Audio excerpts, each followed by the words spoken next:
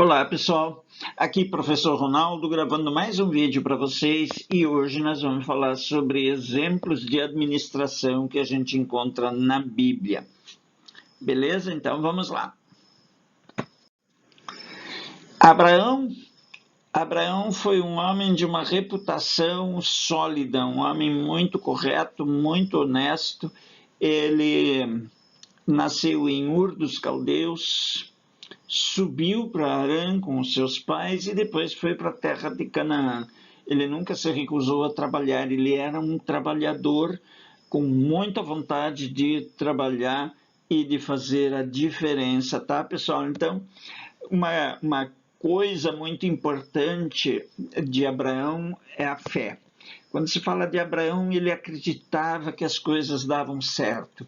Assim é nas empresas, pessoal. Se você acredita que vai dar certo, você está muito mais perto do sucesso do que aquela pessoa que acha que vai dar errado.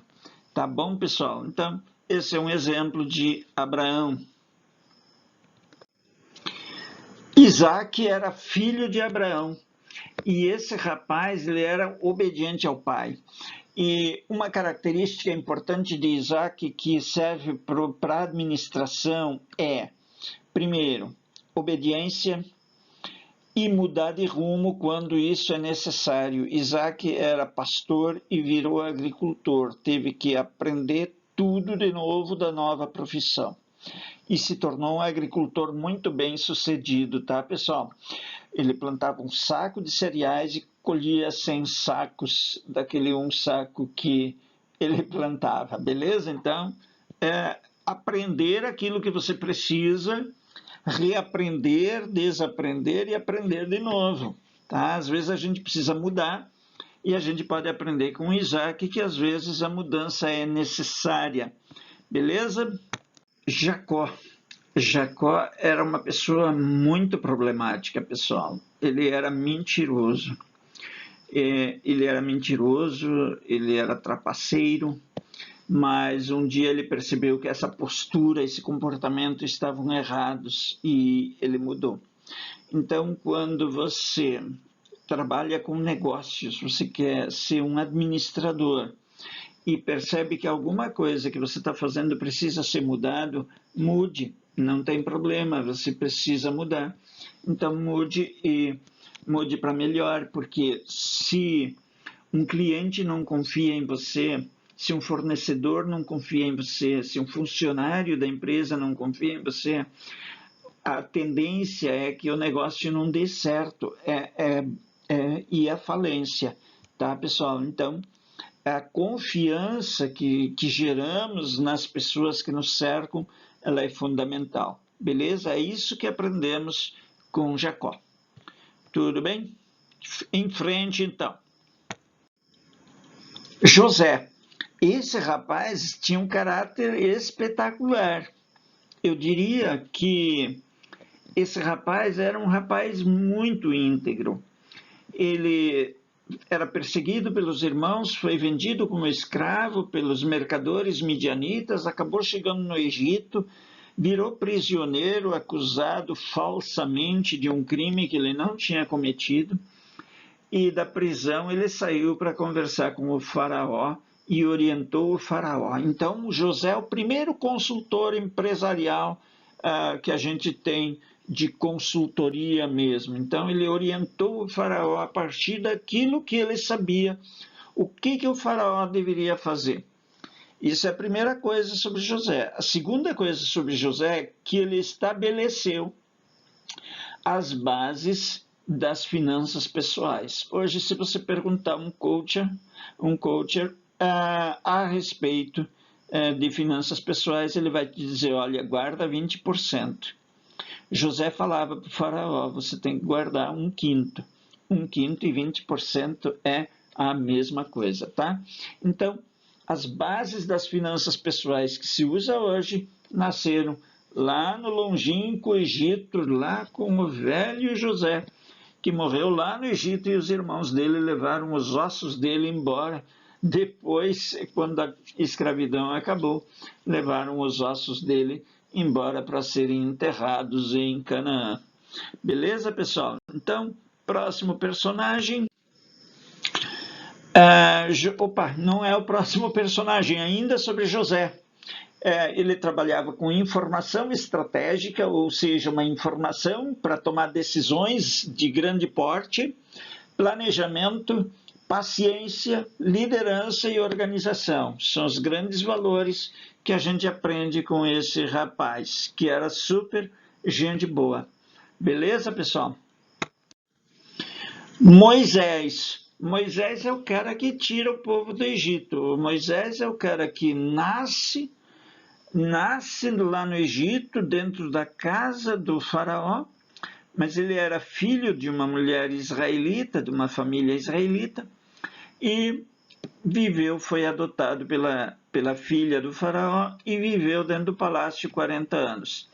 Depois ele fugiu do Egito, foi para a terra de Midian, onde eram os midianitas, viviam lá, e lá ele ficou mais 40 anos cuidando da esposa e criando os seus filhos.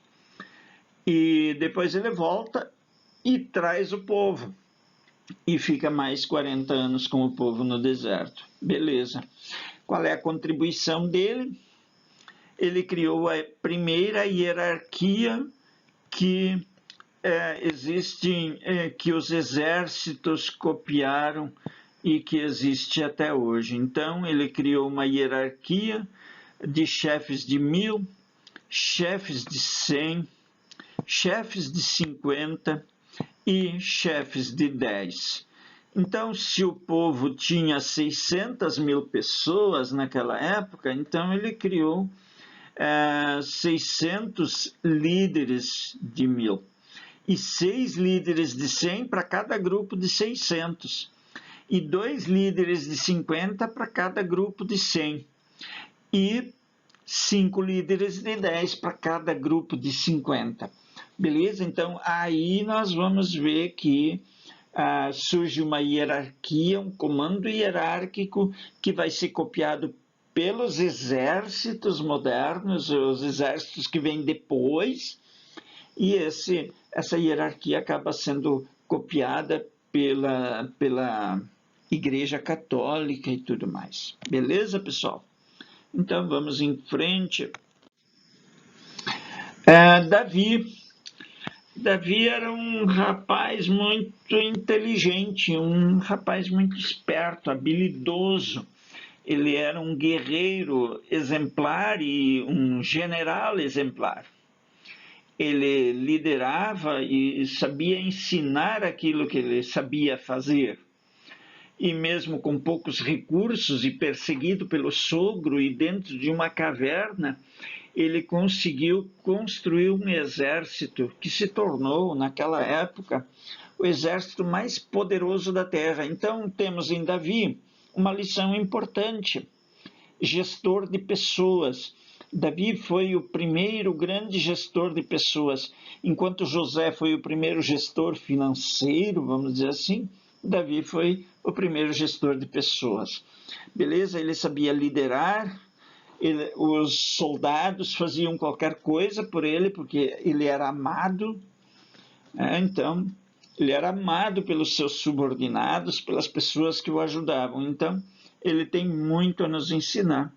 E aqui no slide uma lista daquilo que ele nos ensina. Beleza, pessoal? Então, exímio comandante do exército, um exímio gestor de pessoas. Então, com 400 homens, sem muitas qualificações, construiu esse exército poderoso que eu já tinha dito a vocês. Tá bom? E depois nós temos Jesus. Jesus é o maior líder é o grande líder da maior organização mundial, que é o cristianismo. Ele estabeleceu a amplitude de comando muito usada nas empresas de hoje. Ele gerenciava pelo exemplo e era muito comprometido com a sua missão. Essa amplitude de comando que Jesus criou era baseada em 12 pessoas, tá? Essas 12 pessoas, hoje, se você perguntar para um dono de uma empresa, ele vai falar: olha, Se um homem tem que liderar mais que 12 pessoas, então ele vai ficar sobrecarregado. Então, mais que 12 é difícil. Então, 12 é o melhor que eu posso deixar alguém comandar. Então, se você vai numa fábrica, vai ter um chefe para 12 pessoas, e daí eles fazem as subdivisões com base em 12. Em muitas empresas no mundo todo, ainda se acredita que 12 subordinados para cada líder, para cada chefe, é o número mais adequado. Beleza, pessoal? Então, chegamos ao final do nosso vídeo. Queria deixar um grande abraço para todos vocês, que Deus abençoe vocês e espero encontrá-los pessoalmente em breve. Tá bom, pessoal? Um abraço, fiquem com Deus. Tchau.